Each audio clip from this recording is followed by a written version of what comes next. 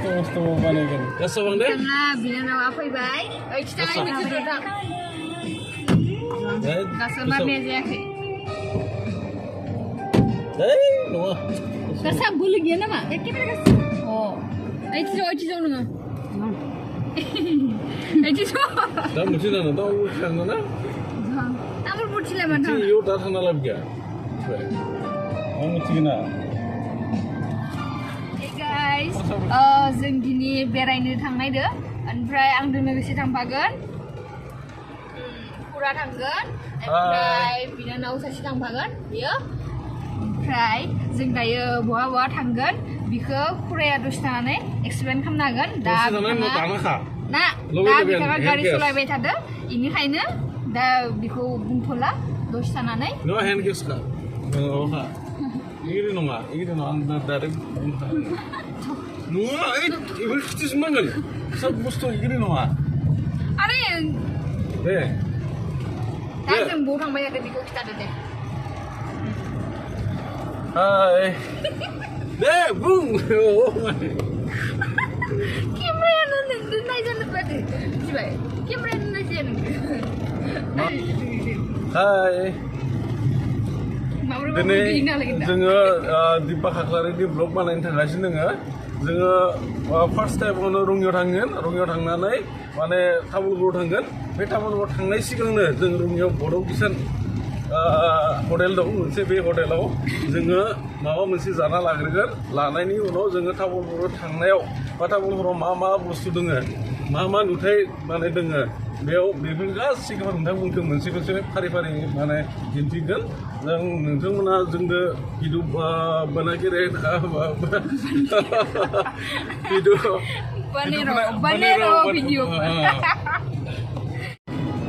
आं दिनै जेबो बुङा बिथां फुराया सब बाथ्राखौनो बुंबाय थागोन आं दिनै खुगाखौ ताला मारनानै साबसिखारो सब बिनो गथायना जोबो जि बुङो जि रायो मा खिथिया सब फुरायानो खिथिगोन आं जेबो बुंला दिनै नायबाय थादो बिमा बुङो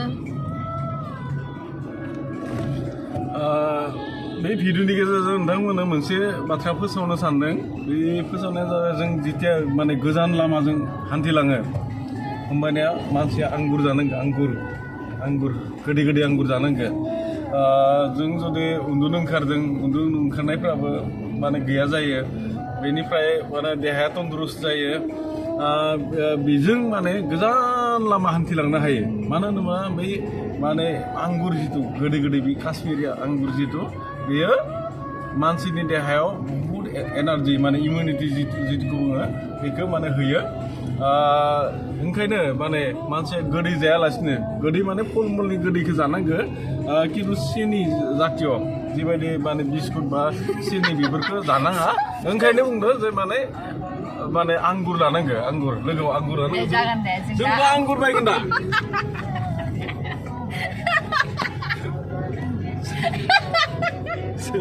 जोंना आंगुर बायगोन लामायाव आंगुर बायनानै ओमफ्राय जोंबो जागोन आरो सोरबा जुदि जोंनि लोगो मोनोबा लामायाव माने बिथांमोननोबो जाहोगोन नोंथांमोना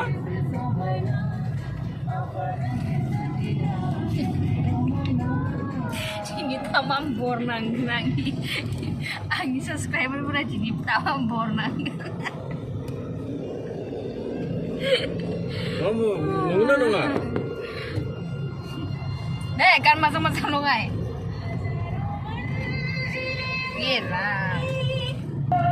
दायो जों रङिया मोनबाय ओमफ्राय रङिया टाउनखौ एसे नायदो बड' किसान थांनाय रास्ताखौ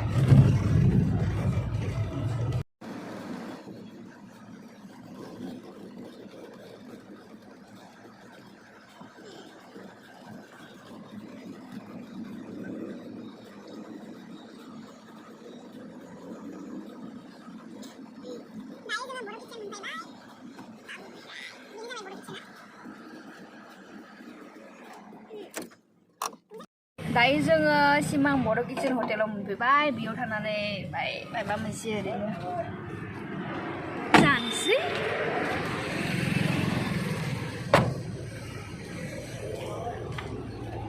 दा जोङो नै सिमां बड' किसानाव हाबफैबाय दा बेयाव मोनसे फिसा दखान दङ बेयाव आइसक्रिम मोनो मम' मोनो तन्दुरि चिकेन मोनो गासैखौबो मोनो दा जों माने दा टाइम बारा गैया जोंनियाव ओंखायनो जों मोनसेल' आइसक्रिम कि আছে आइसक्रिम मा दङ আছে চকলেট আছে কিবা কিবি আছে বহুত আছে माखासे दोङो बै आइसक्रिम जों बेफोरखौ जासोआ टाइमा जोंनो गैखाथारा ओंखायनो जों फिसा मोनसे बेखौनो जादों बे बेसे 15 টাকা 15 टाका आं बे आइसक्रिम मोननैनि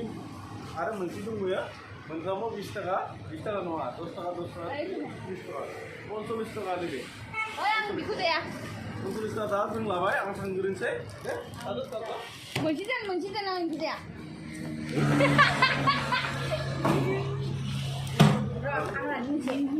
थौद' जोंनि जानाया आइसक्रिम जादो ओमफ्राय जों दायो थांफिनसै दे फै दायो जोङो थांगासिनो तामुलपुरनिफ्राय बिथिं थांगोन मानो मोनिखौ आइलेण्डआव थांगोन ओमफ्राय बगामाथि थांगोन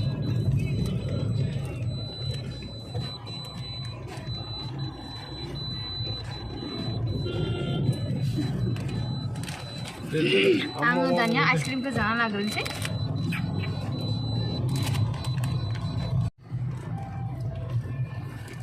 वाह इतना स्वादिष्ट है स्वादिष्ट बड़ा टेस्ट है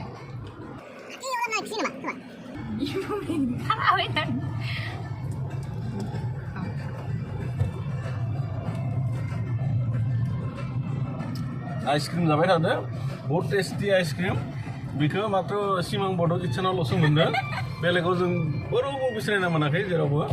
ओंखायनो नोंथांमोनाबो फैनानै जाफैनांगोन सागे सिमां बर' किटचेननिफ्राय फैसा जादों बेनिखायनो खालि सिमां बर' किटचेन बेसां फैसा जादों सिमां बर' किटचेननिफ्राय बहुत टेस्टी है ये आइसक्रीम कभी नहीं खाया था हम पहले तो अभी बड़ो किचन में वो मिला है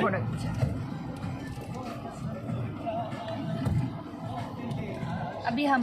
सॉरी मैं हिंदी में क्यों बोल रहे जों दायो पुलिस पॉइंट मोनबाय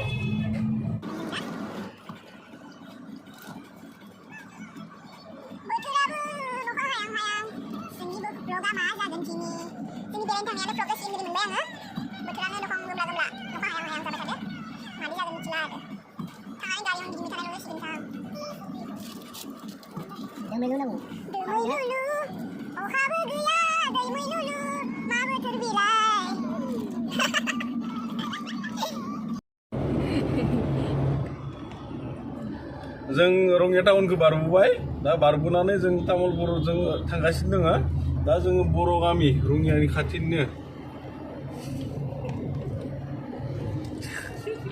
घूम नहीं रहे तो मैं क्या करूं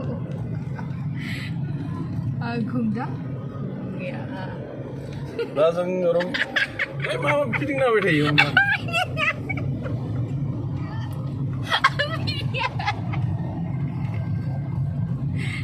बुलानि माबायालाय मा जागोन इलाय बेखौ ओरैनो हमना लाबाय थादों हमना लाबानो जायो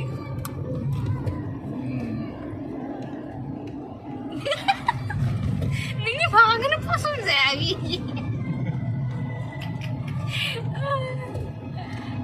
जोङो गेम्बेल विस सरि गेम्बेल होनो ना इखौ गेम्बेल इउज खालामदोंमोन ओमफ्राय जों गादानथ' इउज खालामनो रोङाखै माने बेनिखायनो बाय रोङाखै माने भिडिअआ माबा एखे खिथिनो नायदों आङो ओमफ्राय आं खिथि गिदिंना फैफिनबाय थायो दा जोङो रङिया टाउनखौ बारबोबाय रङिया टाउनखौ बारबोनानै दा बर' गामि रङिया खाथिनिनो दोलगामि बारबोबाय दोलगामि बारनानै जों दारगुसि मोनगोन दारगुसिनि उनाव जों तामुलपुरनि गिबि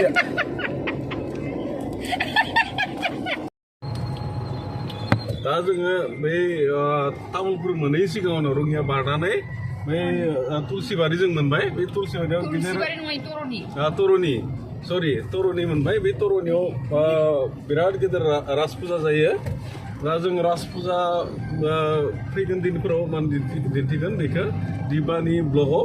दिबा खाख्लारिनि दा जोङो सिदायैनो दारगुसिसिम थांग्रोनानै बे जिथु तामुलपुरनि गिबि आगान हिसाबै दारगुसियाव जों माने दारगुसिनिफ्राय दिन्थिलांगोन नोंथांमोननो जोंजों माने भिडिअ नायलांबाय था जों दिन्थिलांबाय थागोन दा जोङो तुलसिबारि मोननोसै तुलसिबारिनि उनाव दारगुसिनि उनावनो जोङो माने तामुलपुराव आगान होगोन आरो बेनि उनाव तामुलपुरनि जि माने मुख'थाव जिथु खासियात तामुलपुरनि बेफोरखौ मोनसेनिफ्राय मोनसे माने दिन्थिलांनो थाखाय जों आखायाव लादों दा नायलांबाय था नोंथांमोना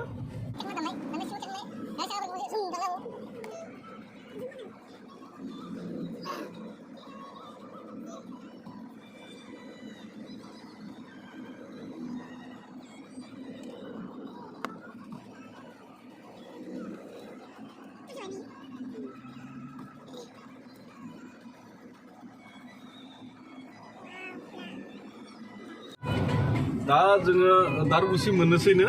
बेनि उनाव जोङो तामुलपुरनि गासैखौबो माने दिन्थिलांगोन आरो रावनोबो दा खोन्था जोङो दा आइलेण्डआव ओंखाम संनो होदों हा ओंखाम संना बै आइलेण्ड खाथियावनो दखान जिथु फिसा मोननै मोनथाम दङ दा बेयावबो जों ओंखाम जाहैगोन दा बे ओंखाम जानायखौबो माबायदि माने ओंखाम मोनजागोन बा मोनजायो बेखौ नोंथांमोना नायनो हागोन नोंथांमोना दिन्थिगोन जों बेयाव अमा बेदर चिकेन माने दाउ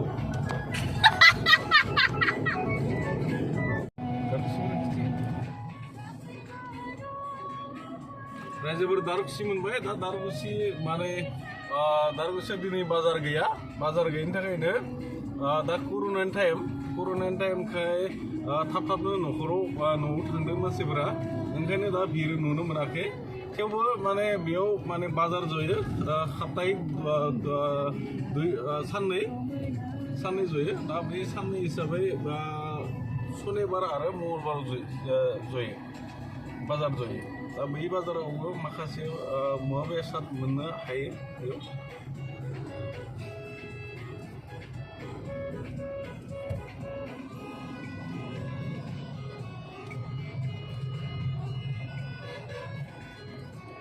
हे लोगोफोर